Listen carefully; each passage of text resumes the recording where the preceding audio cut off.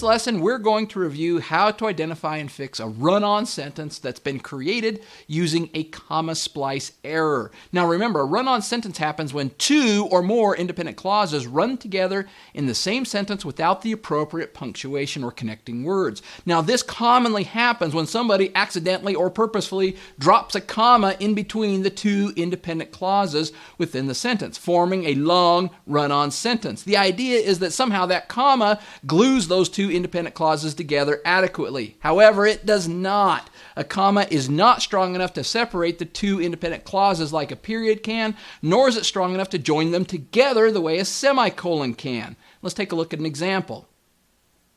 Let's read this run-on comma splice sentence. I waited anxiously each September for the circus to come to town.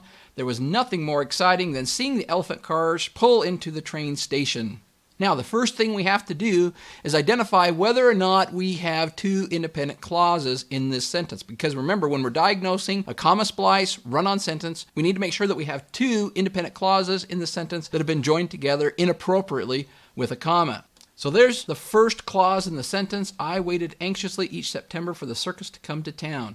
Is this an independent clause? Yeah, it is. Remember, for a clause to be considered an independent clause, it needs to have a subject, a verb, and it needs to express a complete thought. In other words, it needs to be able to stand on its own if it were removed and made its own sentence. And this clause fits that criteria. I is the subject, waited is the verb, and then it expresses a complete thought. I waited anxiously each September for the circus to come to town. That's an independent clause. Let's look at the second clause in this sentence. There was nothing more exciting than seeing the elephant cars pull into the train station. Is this an independent clause? Does it have a subject? Yep. Does it have a verb? Yep. Does it express a complete thought? Yep. This is an independent clause too. And then the third criteria is whether a comma has been used erroneously to glue the two together. And we do. We have one right there. This is an example of a comma splice. Now notice in this sentence that the comma right here that's placed right after town just doesn't have the oomph necessary to glue these independent clauses together. So we know that this is a comma splice run-on sentence. Now, as you have driven your car around town, you've probably noticed folks who have used duct tape to fix their car. Maybe they use duct tape to, say, reattach a mirror. Or perhaps they even use duct tape to reattach a body part back to the car. Now, using duct tape to fix your car really isn't the best way to fix a car, nor is it a particularly attractive way to fix a car, in my opinion. It's not very strong, and frankly, it looks bad. No offense to any of you who may have done this very thing. Accordingly, I want you to visualize a comma splice as a piece of duct tape that's holding these two independent clauses together. It's not very strong, and it really doesn't look very good. If we were working on a car, then the proper way to fix it would be to purchase the appropriate parts and then the necessary connectors to reattach the broken part and to put it back together in what I like to call the right way. Likewise, with a comma splice, we have several different tools that we can implement in order to repair these two independent clauses that have been glued back together improperly. In fact, there are 5 different options you can use to fix a comma splice error. So we've already identified in this sentence that we have a comma splice error, and it occurs right here. We need to implement a fix that repairs this comma right here instead of using this little piece of duct tape.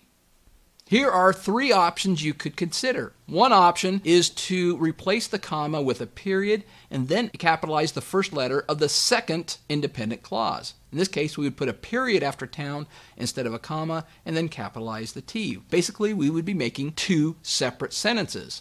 Another option is to remove the comma and replace it with a semicolon. The semicolon is a much stronger piece of punctuation, much stronger than a comma. And it is capable of gluing 2 independent clauses together in a way that a comma just can't. Basically, a semicolon is kind of like a soft period. It introduces a slight pause in the sentence, so the 2 independent clauses sound right even though they're connected together in the same sentence.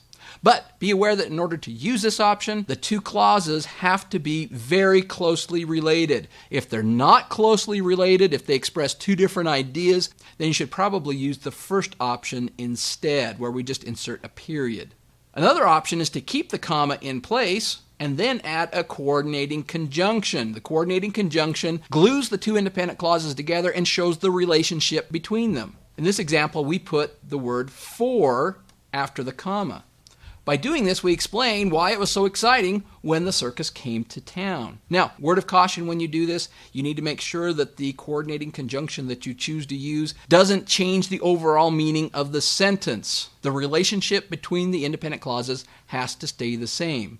For example, if we used the word but right here instead of for, it changes the relationship. For explains why we were so excited. But, on the other hand, would create a contrast between the two independent clauses.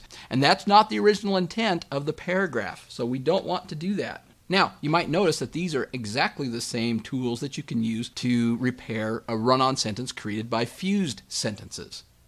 Now, when we're trying to repair a comma splice, we have two more tools that we can use as well.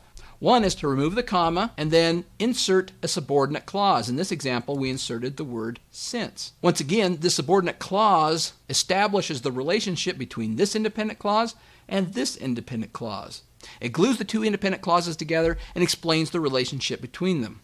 Another option is to change the comma to a semicolon and then insert a conjunctive adverb followed by a comma. In this case, we added a semicolon and then put thus, comma, and then the second independent clause. Once again, by doing this, we glue the two independent clauses together and we explain the relationship between this independent clause and this independent clause.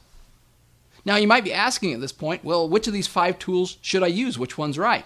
The answer is, it depends. You need to read the sentences that come before and after the comma splice sentence to get an overall feel for what the tone and style is, and then pick the method that best fits that tone and style. You're going to have to make a judgment call.